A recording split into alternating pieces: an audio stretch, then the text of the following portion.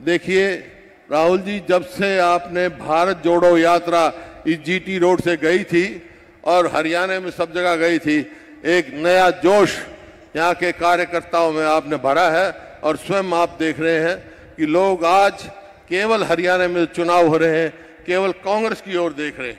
क्योंकि कांग्रेस 10 साल कांग्रेस की सरकार थी, 10 साल इनकी सरकार थी।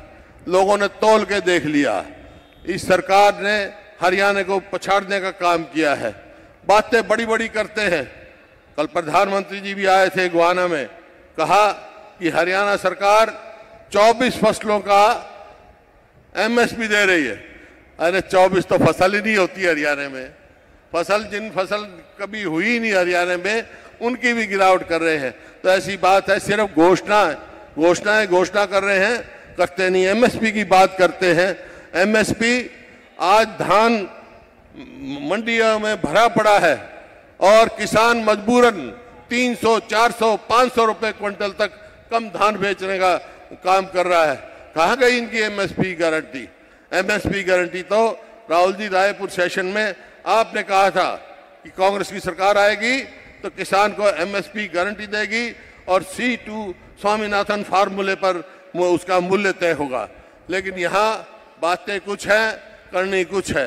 इसी प्रकार से गरीब आदमी के लिए जो कांग्रेस कार्यकाल में सोनिया गांधी जी ने उद्घाटन किया था, 100 गज के 4 लाख पड़ोस दिए थे और 3 लाख अंकित कर दिए थे। लेकिन इस सरकार ने आते ही उसको स्कीम को रद्द कर दिया। इस प्रकार से आज हर वर्ग इस मौजूदा सरकार से विमुख है, चाहे किसान हो, मजदूर हो, व्यापारी हो, कर्मचारी हो, शहरी हो, ग्रामीण हो। आज सिर्फ कांग्रेस की ओर और आपके नेतृत्व देख रहा है। मैं आभारी हूं आपका राहुल जी, जिस मजबूती से आप किसान के स्वामीनाथन C2 की फार्मूले की आवाज उठा रहे हो। और मैं समझता हूं जिस तरह हरियाणा के और पंजाब के लोगों ने इस सरकार को 3 काले कानून वापस लेने को मजबूर किया था, इसी प्रकार से जो आपके साथ हम लग के आप जो आवाज उठा रहे हो, C2 स्वामीनाथन फार्मूले पर एमएसपी देने का काम करेंगे, हम मजबूर करेंगे सरकार को। आप आए हो, मैं आपका स्वागत भी करता हूं और धन्यवाद भी करता हूं और आपको विश्वास भी दिलाता हूं। आज कांग्रेस के पक्ष में हरियाणा में लहर चल रही है।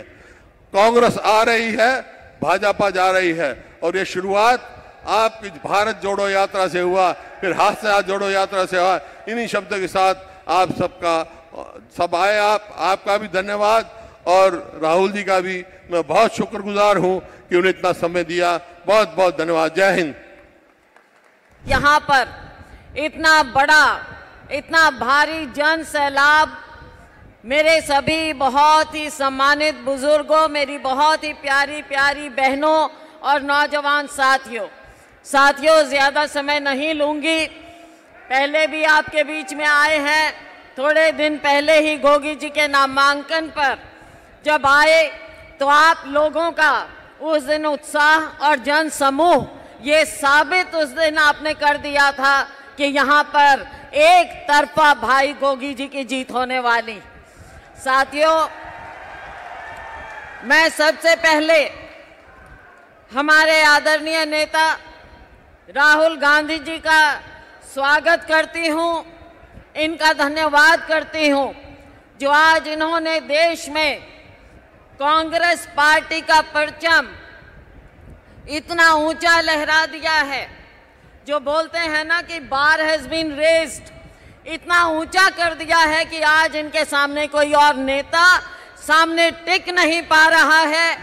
और उसकी मिसाल आपने लोकसभा में देखी कि जब राहुल गांधी जी खड़े हुए बोलने के लिए, आपकी आवाज को उठाने के लिए, तो माननीय प्रधानमंत्री जी नरेंद्र मोदी जी न जाने 10 बार खड़े होकर इनके बीच में बोलने का प्रयास कर रहे थे।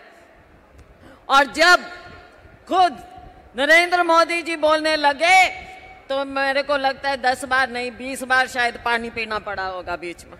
कुछ कहने को नहीं है, बोलती बंद हो गई है। साथियों, आज समय आ गया है। हरियाणा से राहुल गांधी जी के दौरे का आज यहाँ असम से आगाज हुआ है।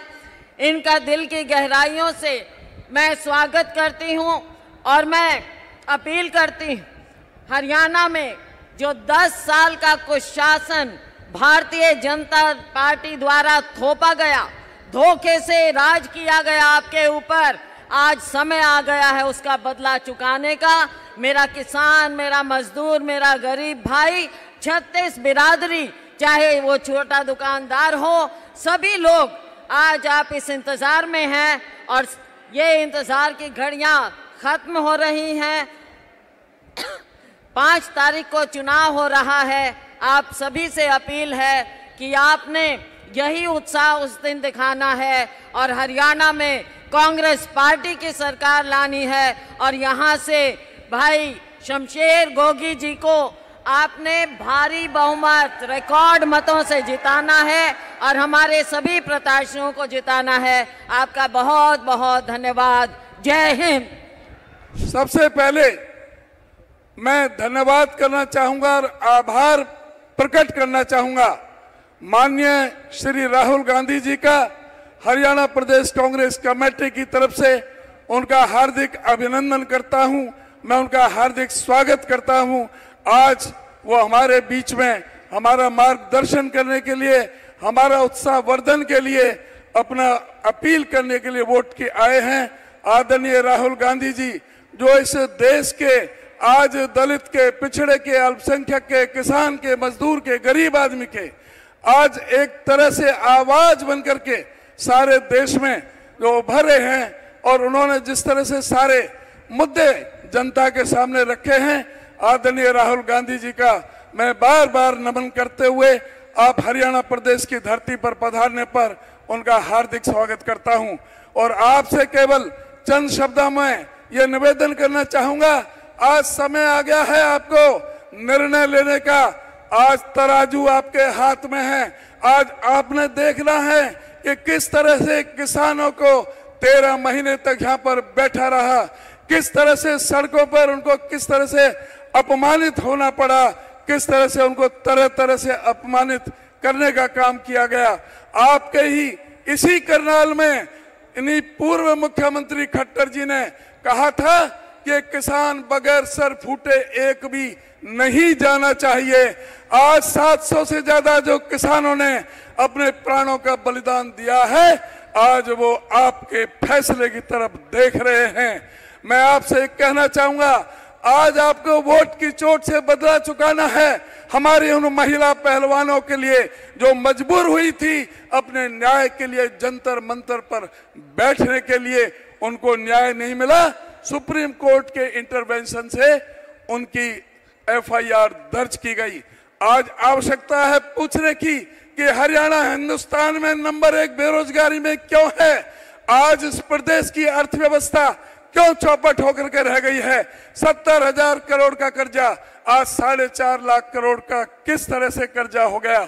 आज ये पूछने की आवश्यकता है क्यों हरियाणा के अंदर 30 से ज्यादा बार पर्चे लीक हुए हैं। स्टाफ सिलेक्शन कमीशन के चेयरमैन और 8 अधिकारियों को क्यों सस्पेंड होना पड़ा। HPSC के अधिकारी करोड़ों करोड़ों की रिश्वत लेते हुए क्यों पकड़े गए। आज ये पूछने की जरूरत है कि कौशल विकास रोजगार निगम जो एक भ्रष्टाचार का अड्डा बन गया, जिसमें कोई भी मेरिट नहीं, कोई रिजर्वेशन नहीं, संविधान की भी घोर अवहेलना की गई है। उसमें ना शेड्यूल कास्ट के लिए, ना बैकवर्ड क्लास के लिए, कोई OBC के लिए, किसी के लिए कोई आरक्षण की व्यवस्था नहीं। और सरकार खुद ठेकेदार बन गई। सरकार उन हमारे नौजवानों का शोषण कर रही है। आज उनका जवाब लेने की जरूरत है। आज जवाब लेने की जरूरत है कि परिवार पहचान पत्र को हथियार बना करके क्यों इस प्रदेश के 9.5 लाख गरीबों के BPL कार्ड काटे गए। आज सवाल पूछने की जरूरत है क्यों 4.25 लाख बुजुर्गों की पेंशन काटने का महापाप इस सरकार ने किया है। इस सरकार को उखाड़ फेंकने का समय आ गया है। ये दलित विरोधी है, संविधान के विरोधी है। कौशल विकास रोजगार निगम में कोई संविधान का ख्याल नहीं किया गया। आज स्कूलों की और शिक्षा की पूरी बुरी हालत कर दी है। शिक्षा में आज भी 45,000 पद खाली पड़े हैं। स्वास्थ्य में 60% पद खाली पड़े हैं। 4800 स्कूल इन्होंने मर्ज कर दिए, 498 स्कूल बंद कर दिए। उन स्कूलों में इस प्रदेश का गरीब, दलित, पीड़ित, शोषित, उपेक्षित, सर्वहारा वर्ग का वो बच्चे स्कूल में पढ़ते हैं जिनके माँ बाप सक्षम नहीं है प्राइवेट स्कूलों में पढ़ाने के लिए।